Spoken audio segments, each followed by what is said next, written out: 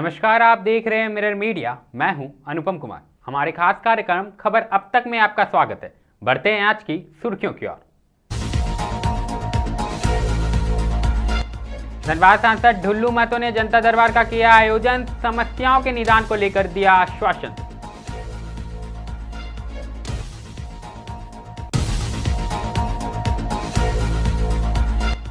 विश्व दृष्टि दिवस पर हजारीबाग में नेत्र जागरूकता अभियान, सिविल सर्जन ने दिखाई हरी झंडी।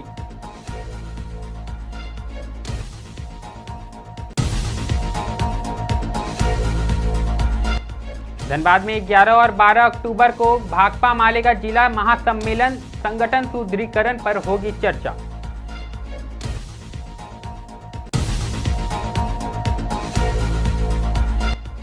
धनबाद में बरमसिया पुल और रांगाटार अंडरपास की जर्जर स्थिति पर विधायक ने लिया संज्ञान, डीआरएम से की मुलाकात।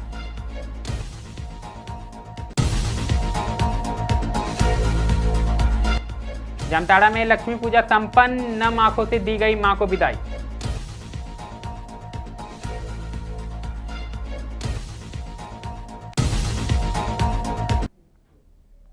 अब खबरें विस्तार से। सबसे पहली खबर धनबाद से आई है, जहां गुरुवार को बीजेपी कार्यालय में सांसद ढुल्लू महतो ने जनता दरबार का आयोजन किया, जिसमें बड़ी संख्या में स्थानीय लोग अपनी समस्याओं और शिकायतों के साथ पहुंचे। कलियासोल से आए एक शिकायतकर्ता ने कहा कि अंचल कार्यालय द्वारा उसकी जमीन की बाउंड्री वॉल तोड़ दी गई थी। उन्होंने सांसद महतो से अपनी समस्या का निवारण करने की गुहार लगाई और विश्वास जताया कि सांसद इस मामले में आज जरूरी कदम उठाएंगे। वहीं सांसद ढुल्लू महतो ने कहा कि जनता दरबार का मुख्य उद्देश्य हर नागरिक की समस्या का समाधान करना है। उन्होंने जनता को भरोसा दिलाया कि इस दौरान दर्ज हुई सभी शिकायतों का निष्पादन विशेष रूप से किया जाएगा। उन्होंने कहा कि यह मंच जनता की आवाज को सीधे सांसद तक पहुंचाने का प्रयास है। ये तो आप लोग भली भांति जानते हैं और समझते भी हैं कि हमारा जनता दरबार में मतलब क्या बोलता है, 12 महीना लगता है प्रत्येक दिन। मगर आज विशेष रूप से धनबाद, आसपास धनबाद, मिर्सा, सिंदरी, आसपास के लोग, झरिया, जो गरीब लोग, बहुत ऐसे लोग जो नहीं जा पाते हैं, तो हम लोग 15 दिन में, 20 दिन में, महीना दिन में एक बार जनता दरबार या अलग अलग क्षेत्र में भी लगाते हैं, ताकि वहाँ के गरीब लोग जो नहीं जा पाते हैं उनके बीच में जाकर उनका समस्या का समाधान करें।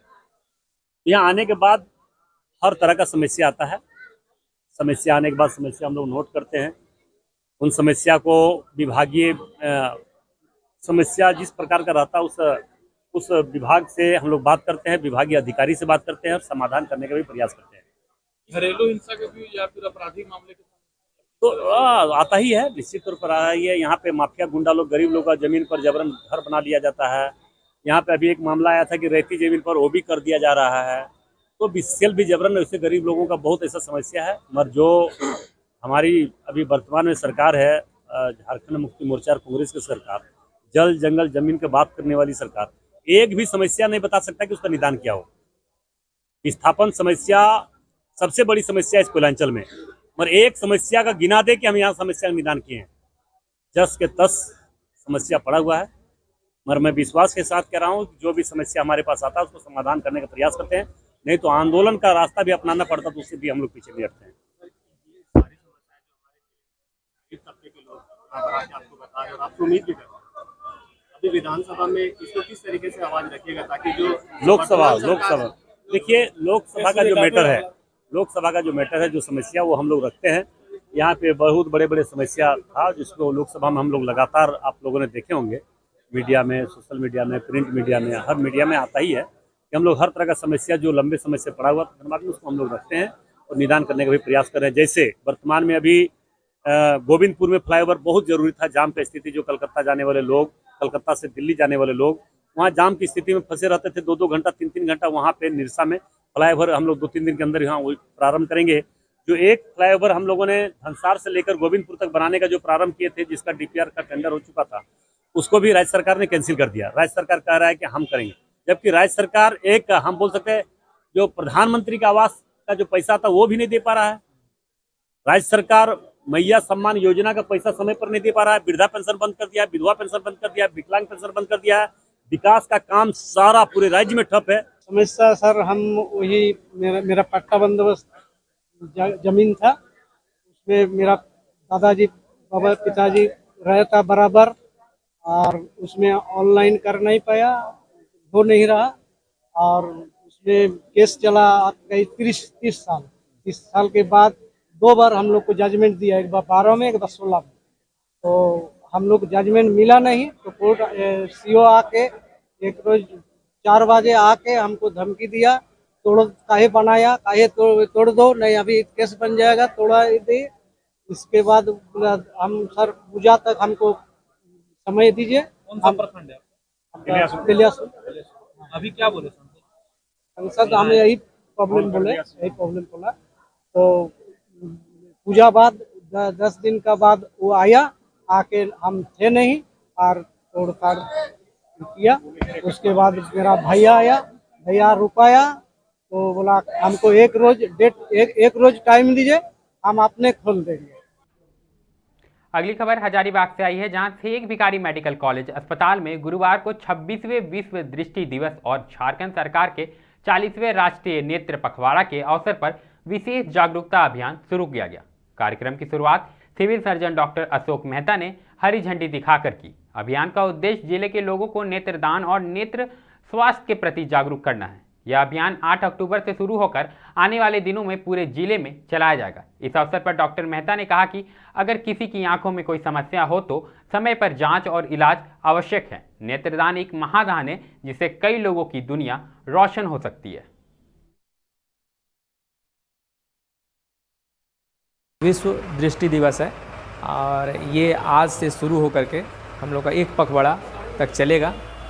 उसमें नेत्र से कहे कि आँख से जितनी भी बीमारियां हैं, कोई दिक्कत है, उसके लिए हमारे सभी सरकारी अस्पतालों में स्पेशल ड्राइव करके आप दिखाएं, इलाज कराएं।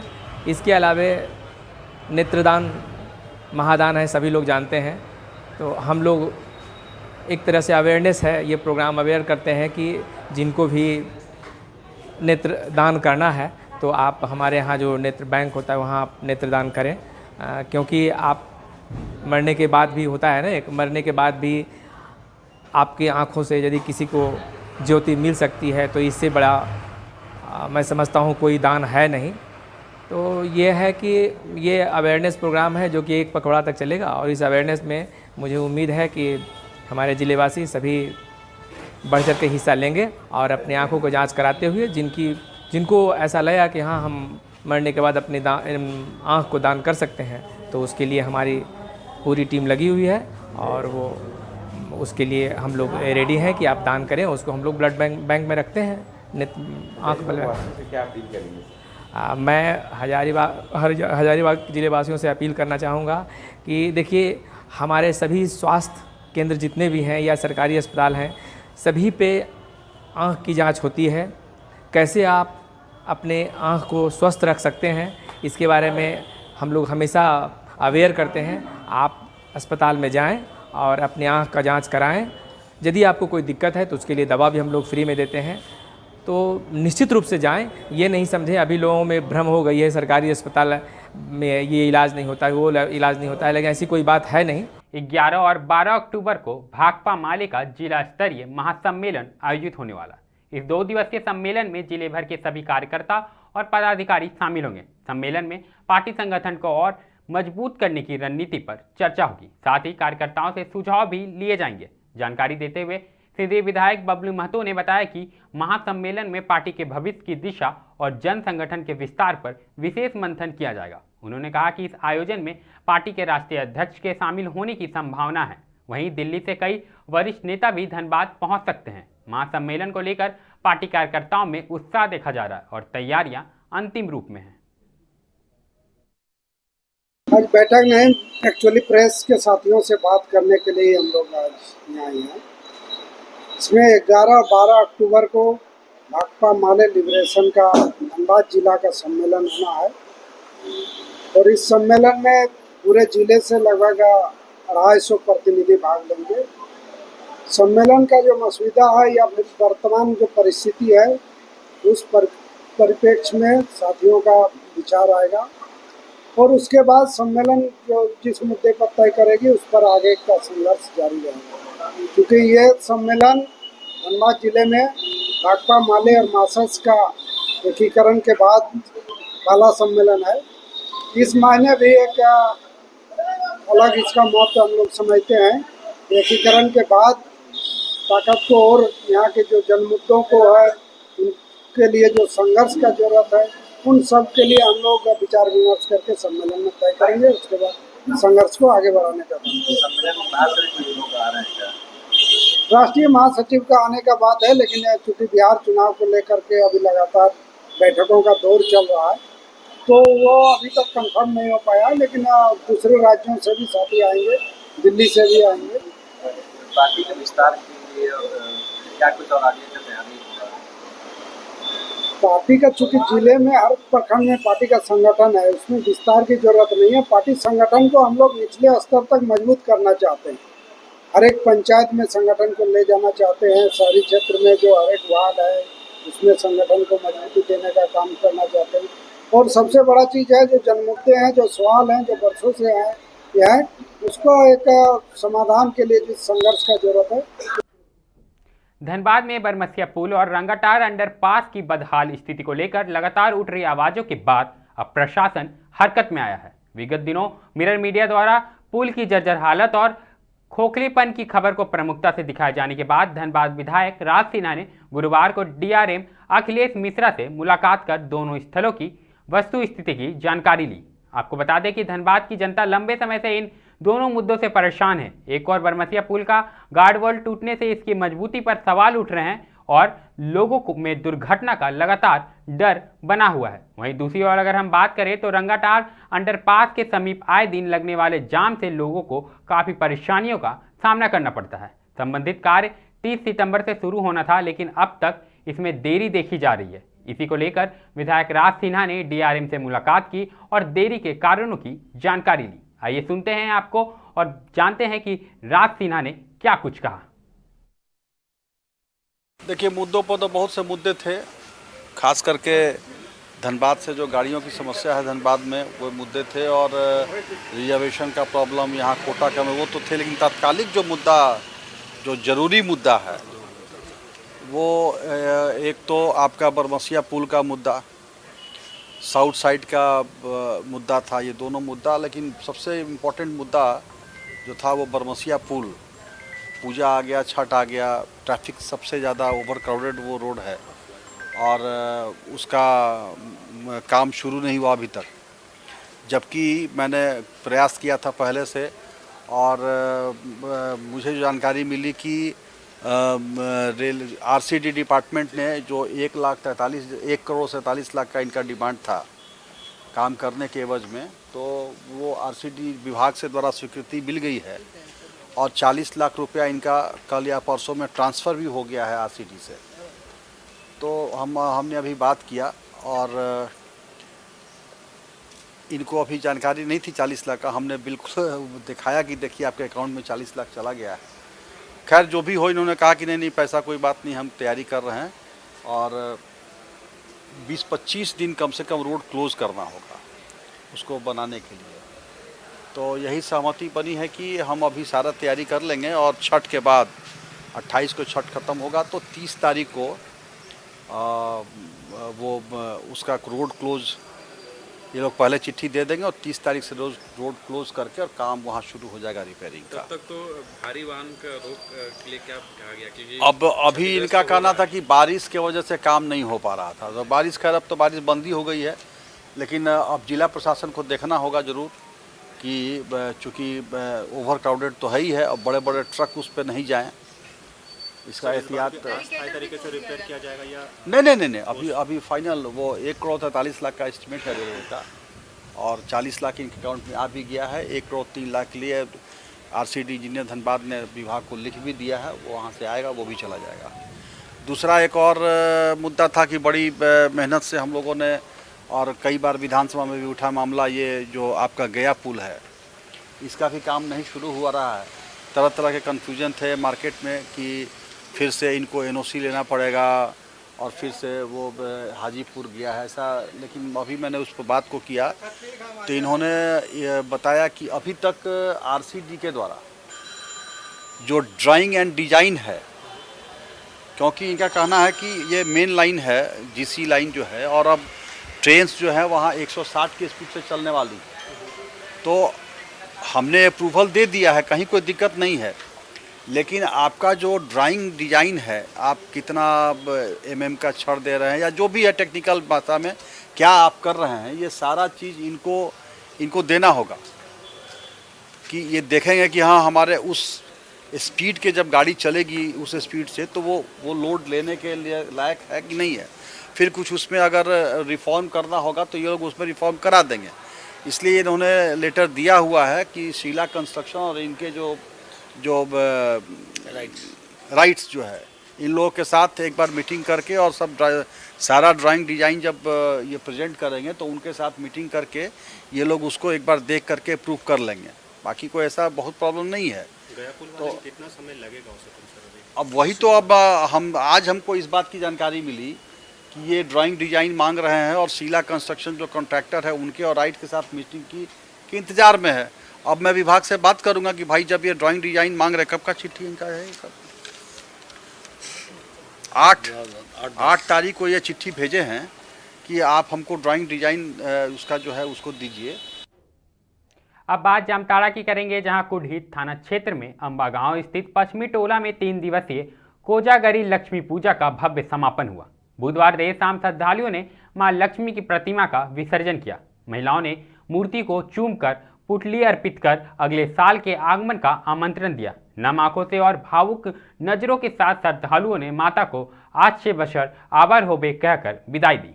इस अवसर पर सिंदूर खेला की रस्में भी निभाई गई। वृद्ध महिलाओं से लेकर नवविवाहिताओं ने एक दूसरे को सिंदूर लगाकर उत्सव का आनंद लिया। शोभा यात्रा के दौरान भक्तों ने गाजे बाजे के साथ पूरे गांव में उत्सव का रंग बिखेर दिया।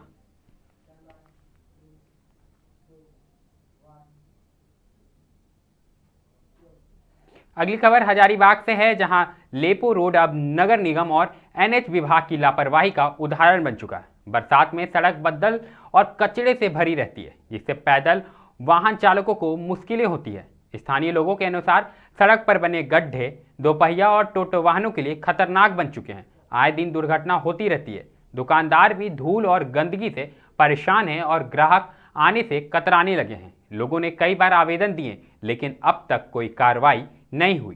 प्रशासन से जल मरम्मत और नियमित सफाई की मांग की जा रही है। हजारीबाग पंच मंदिर से रेलवे स्टेशन तक सड़क की यही हालत है, जिससे शहर की छवि भी प्रभावित हो रही है।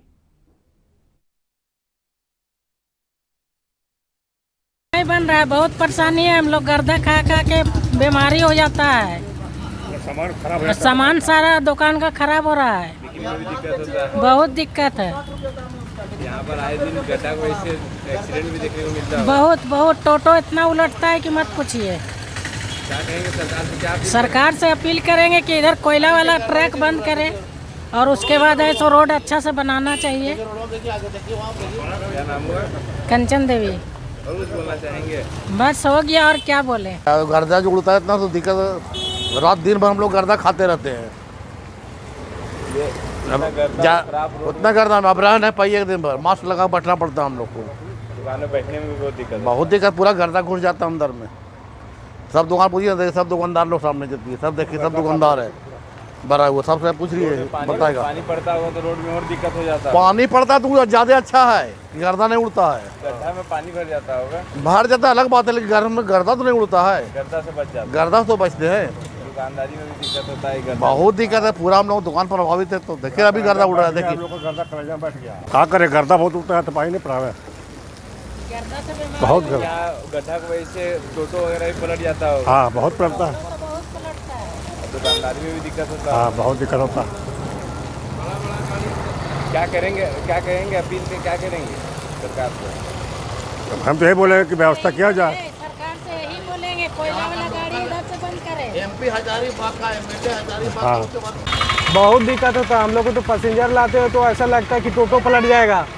ऐसा लगता है कि हम लोग की रोड में चलना मुश्किल है। टोटो तो हमेशा कभी टायर कट जाता है, कभी टोटो पलटने का डर रहता है। बहुत डर बना हुआ रहता है। ये रोड तो हम लोग देख रहे हैं कि 1-1.5 साल से इसी तरह रहता है। सिर्फ इसमें जो है सो आता है पत्थर वगैरह कचरा वगैरह भर कर चले जाते हैं।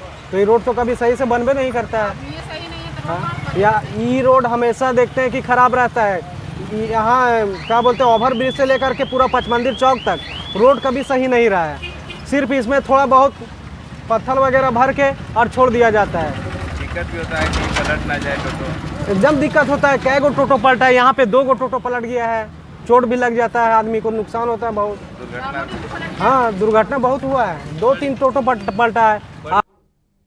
खबर अब तक में अभी के लिए फिलहाल इतना ही। ऐसे ही तमाम खबरों से हम आपको अवगत कराते रहेंगे। बने रहें मिरर मीडिया के साथ।